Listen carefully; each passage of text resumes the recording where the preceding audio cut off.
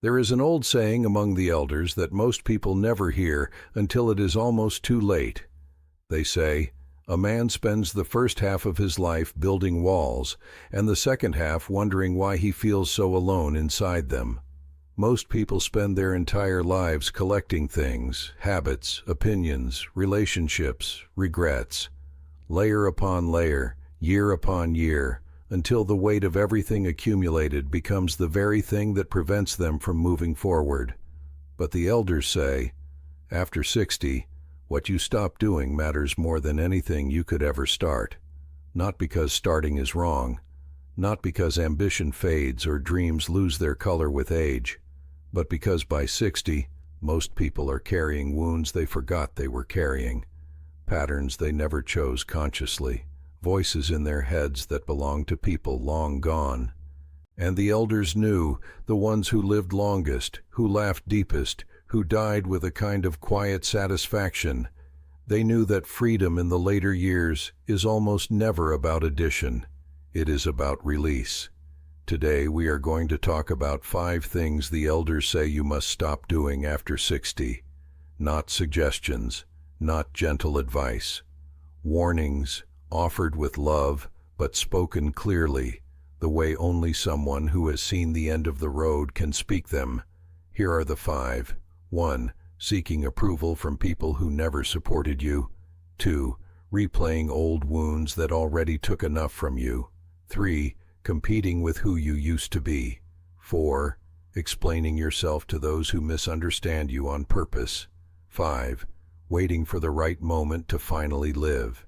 And number 3 is the one nobody expects. Stay until the end. The 5th one changed everything for elders who applied it. There was an elder woman in a small community in the Southwest who lived well past her 90s. When younger women would come to her asking for guidance, usually about relationships, usually about belonging, she would listen patiently.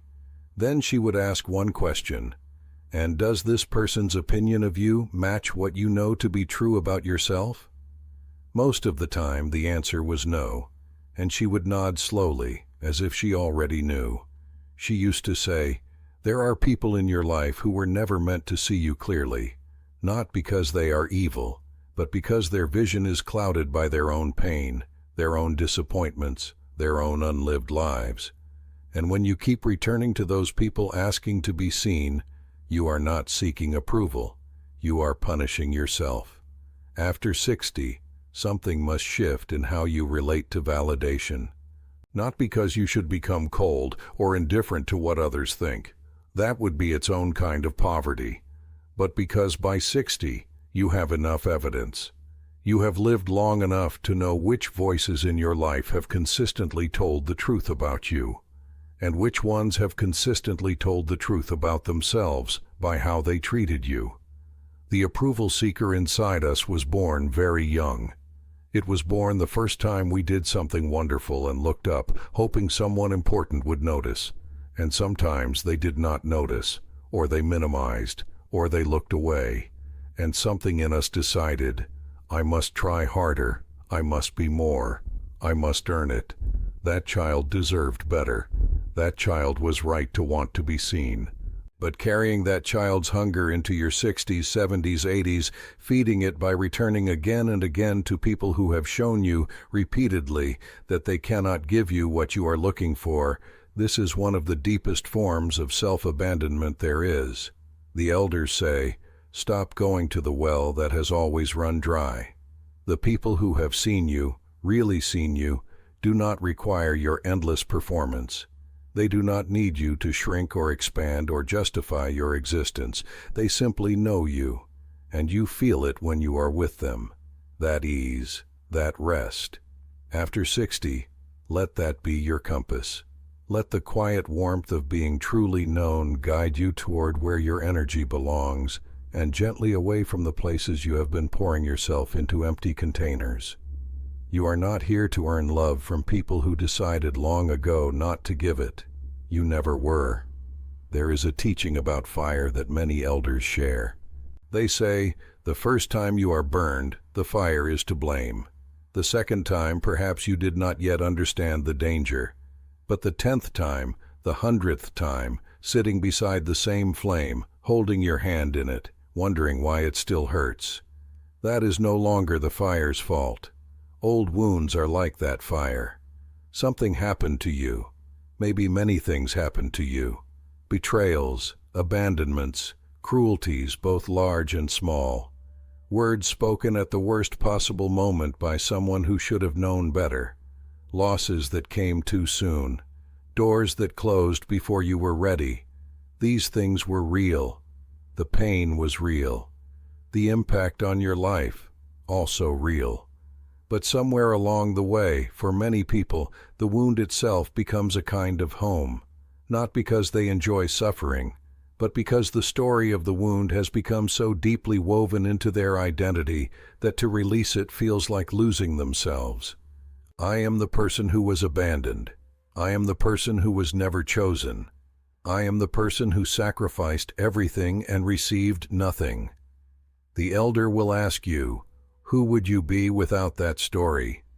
Not to dismiss what happened, not to pretend the wound did not exist, but to notice, honestly, gently, how much of your present life is still being filtered through a pain that belongs to the past.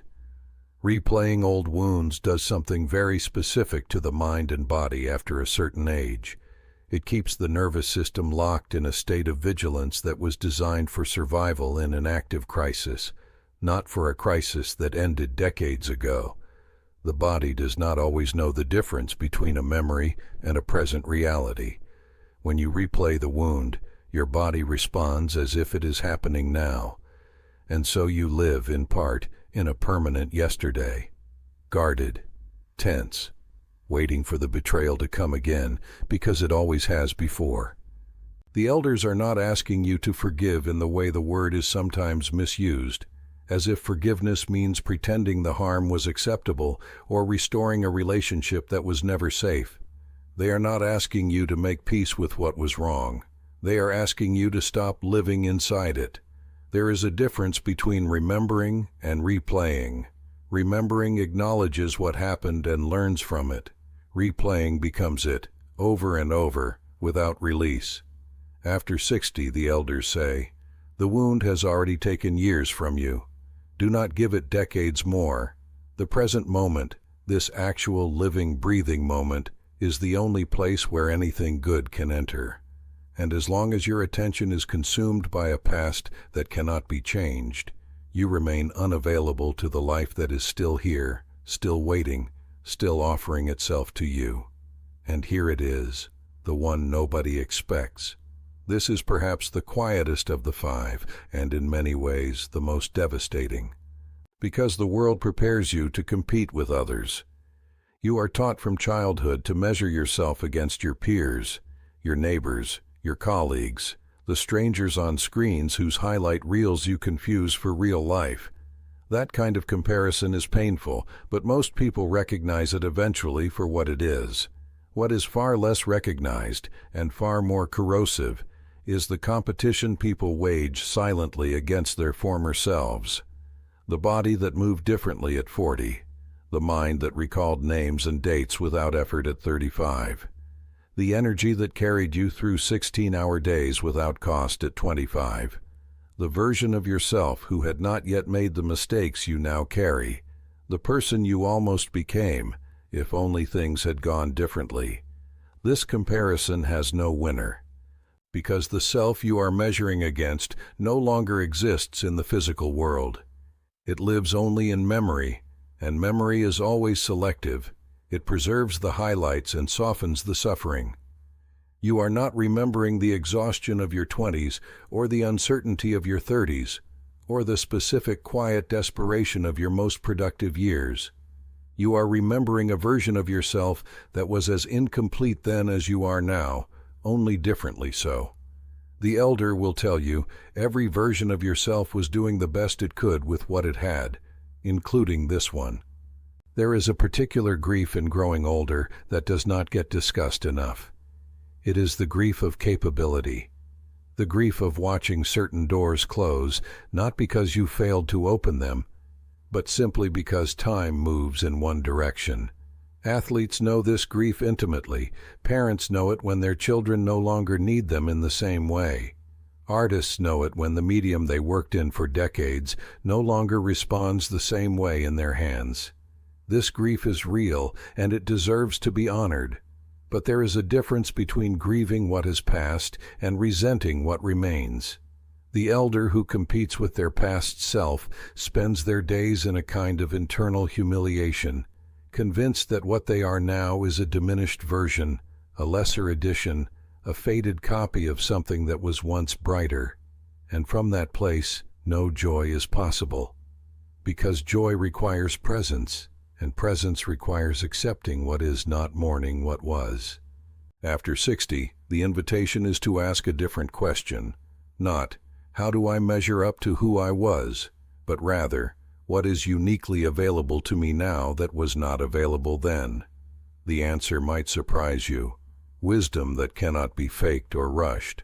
A tolerance for ambiguity that only comes from having survived it. The ability to recognize what truly matters and what simply feels urgent. The freedom from needing to prove yourself that only arrives after you have already proven yourself, at least to the one person whose judgment ultimately counts. The elders did not look back and wish to be younger.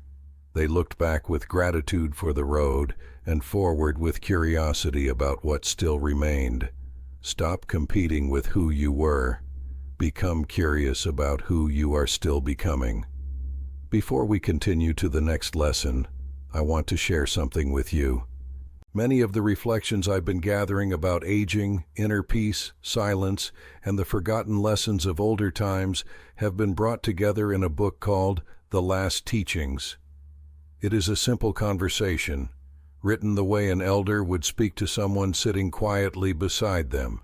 If you'd like to go deeper into these teachings, you'll find the link in the first comment. There is a kind of conversation that exhausts the soul. You know the one.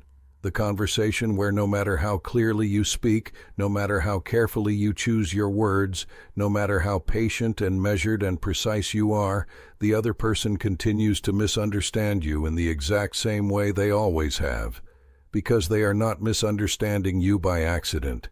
The elder will say this plainly: there are people who have decided what you are, and no amount of evidence will change their mind. Because their misunderstanding of you is not a conclusion they reached, it is a choice they made. And it is a choice that serves them in some way. Maybe your success makes someone uncomfortable, and casting you as arrogant relieves that discomfort. Maybe your boundaries threaten someone's sense of control, and calling you cold or selfish makes your boundaries seem unjust. Maybe your quietness unsettles someone who needs constant reaction, and labeling you as aloof keeps them from having to examine their own need for performance.